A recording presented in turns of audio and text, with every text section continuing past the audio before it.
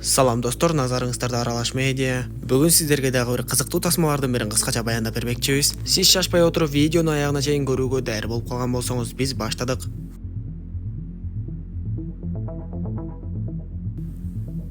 Тасманын башында эле бир канча жаштар сапарга аттанып жатканын көрөбүз. Көрсө бир шаарда алардын сүйүктүү футболдук командасынын матчы өтө турган болуп, стадиондон да жакшы орундуктарды ээлеп калуу үчүн бир күн эрте жөнөп жатышкан болчу. Бир канча жолдорду жүрүшүп, бирок тилекке каршы жолдун бир жеринен токтошуп, жолдо жүрүп жаткан оңдоо иштерине байланыштуу жолду жаап салышкан болот. Бирок кийинки шаарга жетүү үчүн атайын айланма жол көрсөтүлгөн. Анда достор эч нерседен камсынашпай эле ошол токойлуу жолго унааларын бурушат да токтоосуз эле айдап жөнөшөт. Бирок айланма жолду бир топ эле узартып жибергендиктен Печ менен Карли жолдун бир жеринен тыныгып түнөп эс алып албайлы деп сунуш кылышат. Ошондо алар өтө чоң эмес чакан эле шаарчадан токтомокчу болушуп, Мо Майкелдер музейи деген жазуудан бир аз өткөндөн кийин эле жолдун жээгине токтошуп, алачыктарын тигип жайгашып калышат. Карлинин агасы Ник түрмөдөн жаңы эле чыккан болчу. Ошондуктан ал чөйрөдөгү балдарга жакшы кошула албай, адаттан тышкары нерселерди жазабы эле көпчүлүк менен сүйлөшпөй жаткан. Далтон болсо видео камерасын алып болуп жаткан нерселердин баардыгын тартып жатты. Бир кезде эле жолдун жээгине кандайдыр бир чоң унаа келип токтоп калат да. Аларды көзөй жарык берип көздөрүн уялтып эле токтоп туруп алат. Анда баары тең ал жакты карап жарыгыңды өчүрсең кимсиң деп кыйкыра башташып, кызыгы унаадан эч ким түшпөй эле табышмактуу болуп тура берди. Анда кызы кандуу Ник ичип жаткан ичимдигинин бөтөлкөсүн дароо эле ыргытып, ошол унаанын бир чырагын сындырып салат. Ошондо гана ал унаа акырындан артка жылып, андан соң кайдадыр жүрүп кетип калды. Балдар болсо аны акылынан айныган адам го деп көп деле маани беришпей уктоого камына башташат. Эртең менен турушканда Карли менен Пейдж токой жактан уруп жаткан шамалдан улам, ошол тараптан кандайдыр бир жагымсыз жыттын келип жаткандыгын сезишет. Негедир кызык болуп эле экөө токойду аралап карай башташты. Вейт болсо бул учурда унаасын от алдырайын деп эле, бирок такыр унаасы от албай жаткандыктан текшере баштайт. Ошондо ремендин үзүлүп калгандыгын көрүп, аны кимдир бирөө эле атайлап кесип салгандыгын дагы түшүнүп калат. Дал ушул мезгилде Карли токой аралап баратып бир жерден кулап түшүп кетип, жалаң өлгөн жаныбарлардын денелери ташталган жерге жатып калат. Көрсө жагымсыз жыттар дал ушул жерден чыгып жаткан болуп, жаныбарлардын өлүктөрүнүн ортосунда болсо кадимкидей эле адамдын колу чыгып турган болчу. Печ дароо эле кыйкырып жибергендиктен балдар чуркап жетип келишип, Карлини ал жерден чыгарып, ананда жанагы адамдын колун карап таң калып жатышса эле, ошол жака бир унаа келип токтоп ичинен түшкөн адам унаадагы жаныбарлардын өлүк денелерин ыргыта баштайт. Ошондо достор ал адамга кыйкырып, сен ушул жакта жашайсыңбы? Тигил жерде адамдын колу турат го, эмне көрбөй турасыңбы деп кыйкырышса, ал адам өзүнүн аты Лестер экендигин айтып, басып баратта жанагы адамдын колун жулуп алат. Көрсө ал эч кандай адамдын колу эмес эле, атайын жасалган протез болуп чыгат. Лестер болсо ошол жерден каткырып күлүп эле, мен бул жердеги жергиликтүү адамдарды ушинтип тамашага салайын дегем, атайлап эле протезди алып келип сайып койгом деп айтып берет. Супер акция! Одон супер хит! 50 гигабайт болгону 230 сомго. Эмнеге ашыкча төлөш керек? Интернет, банк, кызматтар, сатып алуулар жана бонустар. Баары бир Мой О тиркемесинде. Супер хитти азыр кошуп ал. Ошондо Вейт Лестерден жакын жерде май куюучу жай барбы деп сурап, же болбосо автотетиктерди саткан жер барбы деп сураса, Лестер жакын жерде кичинекей шаарча бар экендигин айтат. Анда достор Вейтке унааңды таштап эле биз менен кете берчи, ансыз деле стадионго кечигип жатабыз, унааңды кайра келип оңдоп кетебиз деп айтышса, Вейт аларга болбой, силер бара бергиле, мен унаамды оңдоп алып артыңардан барам деп коет. Анда достор кеңешип отурушуп, Карли Вейт менен калмакчы болуп, калгандары болсо стадионду көздөй жөнөй бермекчи болушат. Ошентип жанагы Лестер деген адам Вейт менен Карлини жакынкы кичинекей шаарчага алып жөнөп, жолдо бара жатканда чоң бычагын алып чыгып ар кандай нерселерди сүйлөгөндүктөн Вейт менен Карлиге Лестер өтө эле коркунучтуу көрүнө баштайт. Анысы аз келгенсип дээрлик шаарчага жеткене калганда шаардын четиндеги саздан Лестер унаасын дароо токтотуп, дөңгөлөктү үйлөтүп алайын деп айтат. Ошондо Вейт менен Карли Лестерден коркучтуу айтор, сизге чоң рахмат, биз андан ары жөө эле жетип алабыз деп шаарчаны көздөй кирип кетип калышат. Барган сайын Вейт менен Карлиге баардыгы таң калыштуу боло баштап, алар кичинекей шаарчадан бир дагы адам көрбөй жатышты. Алардын байкаган бир гана нерсеси, бир үйдүн терезесинен бир адам шыкаалап карагандай көрүнүш болот. Басып бара жатышып чиркөөнү көрүшүп, балким элдин баары чиркөөдө болуп жүрбөсүн деп эле чиркөөнүн оозун ачып жиберишет. Көрсө ал жакта көп адамдар маркумду акыркы сапарга узатып жатышкан болуп, аларды көрөрү менен эле Вейт менен Карли кечирим сурашып, эшикти жаап коюшат. Бир аз күтүп турушкандан кийин ал жактан бир адам чыгып, бүгүн менин эң жакын адамым дүйнөдөн өтүп кетти.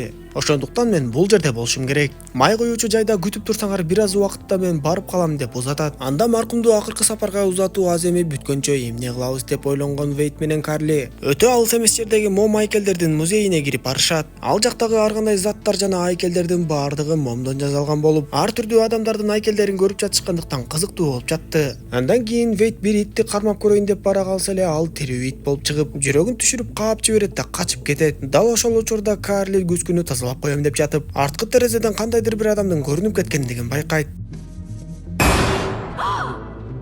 Что там? Ага коркунучтуу боло баштагандыктан Вейтке бул жерден чыгып кетеличи деп айтып, Вейт болсо бул жакта эч ким жок деп эле музейдин ар кайсы жагын текшере баштайт. Ал эми стадионду көздөй кеткен достору болсо шаардын кире беришинде чоң тыгынга учурашып, бул тыгын бүгүн кечке чейин бүтпөчүдөй сезилгендиктен кайра эле артка кайта берүүнү чечишет. Алар кайра кечээки түнөгөн жерге кайтып келишкенде Вейт менен Карли дагы эле ал жерге кайтып келе элек болуп, достор аларды кичинекей шаарчадан издөөгө жөнөмөкчү болушканда, Блейк Ник менен Далтанды силер издеп келе бергиле деп айтып, биз болсо ушул жерде күтүп турабыз деп коет. Анткени Блейк менен Пейдж сүйүшкөндөр болгондуктан чогуу убакыт өткөрүүнү каалашты. Дээрлик кеч кирип караңгы кирейин деп калган кезде жанагы Вейт менен Карли күтүп жаткан адам келет. Бирок алар май коюучу жайдан Вейтке керектүү ременди таба албай коюшкандыктан ал адам Вейт менен Карлиге биз азыр чогуу менин үйүмө баралы. Ал жактан мен сага керектүү ременди сөзсүз таап берем. Ансыз да силерди көпкө күттүрүп койдум окшойт. Ошондуктан ременди силерге сөзсүз таап беришим керек деп айтып, ээрчитип алып эле өзүнүн үйүнө алып барат. Карли сыртта унаада күтүп турмакчы болуп, Вейт болсо жанагы чоочун адамды ээрчип, ременди алуу үчүн анын үйүнө киришет. Ал адам ременди издеп жаткан кезде дааратканага кирмекчи болгон Вейт башка бөлмөлөргө дагы кызыгып кирип калып, ошол жактан көптөгөн хирургиялык аспаптарды жана башка таң калыштуу нерселерди көрө баштайт. Сыртта турган Карли болсо жанагы унаанын бир чырагы сынып калгандыгын көрүп, демек бул кечээ түндө бизге келген унаа турбайбы деп билип калат. Дароо эле чочулап баштагандыктан унаадан үн чыгарып белге бере баштаса, ошол замат эле үйдүн баардык жарыктары өчүп калат. Вейт караңгыда эч нерсе көрбөй башка бөлмөлөргө кирейин деп эшикти ачса, эшик дагы бекилип калган болуп, ал эми жанагы чоочун киши болсо алдыңкы кабаттан акырын чыга келет да Вейттин бутундагы тамырын кесип салганга жетишет. Вейт ошол жерден эле баса албай жөрмөлөп калды. Карли тынчсызданып күтүп жатса, жанагы чоочун адам үйдөн жалгыз эле чыгат. Анда коркуп кеткен Карли унаага кирип эшиктерди бекитип алса, чоочун адам терезени сындырып кол сала баштайт.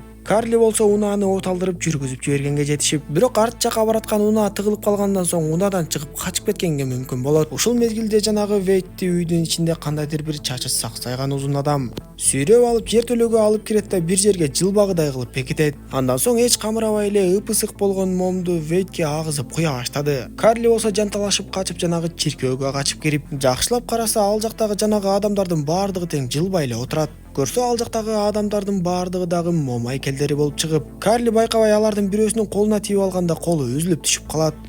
Ошондо колдон агып кеткен кандан улам. Карли демек бул адамдардын баардыгы качандыр бир кезде тирүү адамдар болгон. Буларды атайын ушинтип мом менен куюп катырып салып жатышкан турбайбы деп түшүнөт. Ошол учурда ал жакка жанагы чоочун адам кирип калат. Көрсө ал адамдын ысымы боо болгон болуп, Карлини тез эле таап алат да артынан кубалап жүрүп отуруп кармап алат. Андан соң май коюучу жайдын жертөлөөсүнө алып кирип, ал дагы өз билгенин жасайын деп калганда, бактыга жараша ошол май коюучу жайга Ник менен Далтан келип калган болот. Анда Карлинин оозун бекем жаап алган боо кандайдыр бир күчтүү килейди алат да Карлинин оозун чаптап салат. Ошол жерге таңып коюп эшиктерди бекитип сыртка чыккан кезде, сыртта май коюучу жайдын жанында Ник эле турган болот. Сыягы Далтан досторду башка жактан издеп көрөйүн деп жөнөп кетсе керек. Ошол жерден Ник боого дароо эле суроолорун бере баштап, биз досторубузду издеп жүрөбүз. Алар ушул май коюучу жайга кетти эле, көргөн жоксуңарбы деп сурап көрсө, боо билмексен болуп эле эч кимди көргөн жокмун, эч ким келген жок деп коет. Ушул кезде Карли тыбырчылап атып, колун бошотуп алып, агасына белги берүү үчүн жогору жактагы тешиктерден колун чыгарат. Бирок агасы Ник аны байкабай калып, боо болсо бутунун боосун байламакчы болуп эңкейип отуруп алат да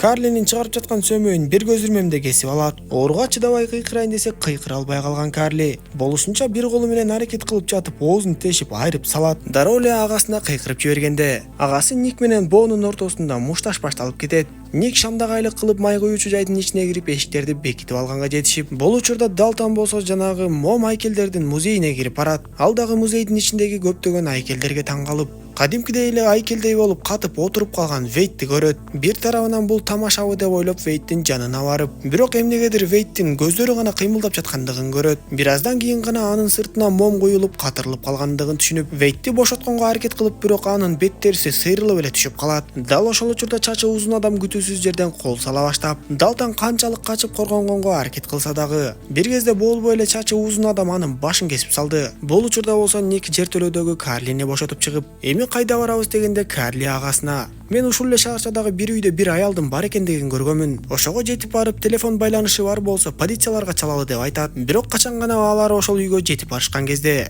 ал үйдүн ээси дагы мом менен катырылган болуп чыгып, атайын механизмдер менен гана кыймылдай алат экен. Ал эми Блейк менен Пейдж болсо бул кезде жаратылыш койнунда эч нерседен камсанабай беймарал эле эс алып жатышкан болчу. Түн ортосунда Блейк сыртка чыгып кетип, Пейдж аны күтүп жатса эле сырттан чачы саксайган түрү суук адам кирип келет. Ник менен Карли болсо Далтонду издеп такыр эле таба алышпай, бир жерден арбалет таап алып алгандыктан эми Бого каршы чыга башташат. Бо мылтыгы менен аткылап жатып, огу калбай калган кезде Ник аны арбалет менен атып түшүрөт. Бо кыймылдабай эле жатып калганда сыягы аны өлдү окшойт деп ойлошуп, Карлинин жанагы түшүп калган телефонун издөө үчүн жанагы унаага жетип барышат. Бирок ал жактагы Карлинин телефонун эбак эле кимдир бирөө алып коюптур. Карли Никке: "Вейт ушул үйгө кирип кетип, ошол бойдон чыккан жок" деп айтса, Ник Карлиге: "Биз азыр ушул үйдү текшерип чыгабыз. Эгер досторубуздун эч кимисин таппасаганда, тезден токой аралап болсо дагы бул жактан качып кетели. Эптеп өзүбүздүн шаарга жетсек, полицияларга билдиребиз" деп айтат. Карли макул болуп экөө ошол үйгө кирип жөнөшүп, бөлмөлөрдүн биринен Карли өтө бир маанилүү маалыматтарды таап алат. Көрсө жанагы Бо жана чачы узун түрү суук адам экөө жабышкан эгиздер болуп, төрөлгөндө эле бири-бирине жабышып төрөлүшкөн болот. Алардын атасы хирург болгондуктан операцияны өзү кылууну чечип, Бо менен Винсентти экиге ажыратканы менен Винсенттин бети ошентип түрү суук болуп калыптыр. Карли ушул маалыматтарды окуп жаткан кезде эле эшик ачылып, жанагы өлдү деп жаткан Бо жарадар абалында эле үйгө кирип келет.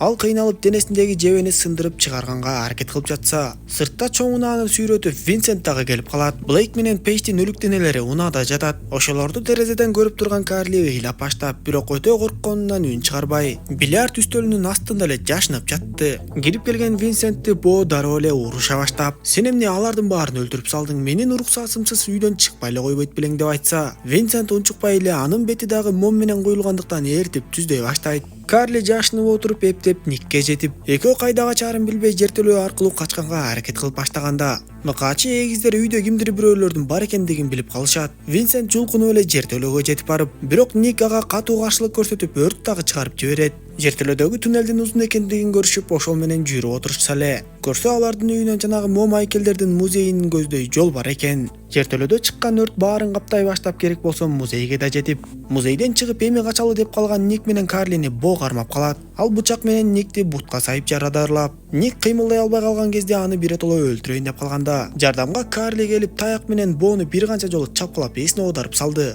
Ошол замат эле артынан эгизи Винсент дагы жетип келип, ал Карлини кармап алып эле катуу зулумдук көрсөтө баштайт. Жарадар болсо дагы бутундагы бычакты сууруп эптеп ошол жака жетип барган Ник алсыз болсо дагы Винсентке каршылык көрсөткөнгө аракет кылат. Көрсө мом айкелдердин музейинде бүт баардыгы тең эле момдон куюлган болуп, керек болсо имараттын дубалдары өзү дагы момдон куюлган болуп чыгып, өрттүн таасири менен имарат толугу менен ээрий баштайт. Эми Винсент Никти өлтүрөйүн деп калганда, колуна бычак тийген Карли Винсентке жетип барып аны сайып салат. Андан соң имараттын ээрип жатканына карабай эптеп жатып, Карли агасын сүйрөп имараттан чыгып кеткенге жетишет. Алар сыртка чыгып карап турушканда, имарат толугу менен ээрип кеткенине да күбө болушат. Ошентип отуруп эртеси акыры полиция жана тез жардам келип, Ник менен Карлиге жардам көрсөтүшөт. Полициялар болсо аларга түшүндүрүп беришип, бул жактагы завод жабылып калгандан кийин элдин баардыгы көчүп кетип калышкандыгын айтышат. Кийинчерээк бул кароосуз калган кичинекей шаарча картадан да өчүп кеткен. Дал ушундай көрүнүштөн улам жанагы жабышкан эгиздер бир топ жылдан бери ушул жерде жашап, бир топ адамдарды өлтүрүп, ушинтип кылмыш кылып жүргөндүгү белгилүү болот. Ошентип ушундайча эки эгиз Синклерлердин дагы кылмыш иши ачылып, ушул аймактагы адамдардын дайынсыз жоголуп кетүүсү тыйыла турган болду. Ник менен Карлини тез жардам унаасы алып кеткенден бир аз өтпөй эле, шерифке кимдир бирөө рация аркылуу байланышка чыгып, Синклерлердин үй бүлөсүндө негизи эки эгиз эмес экен,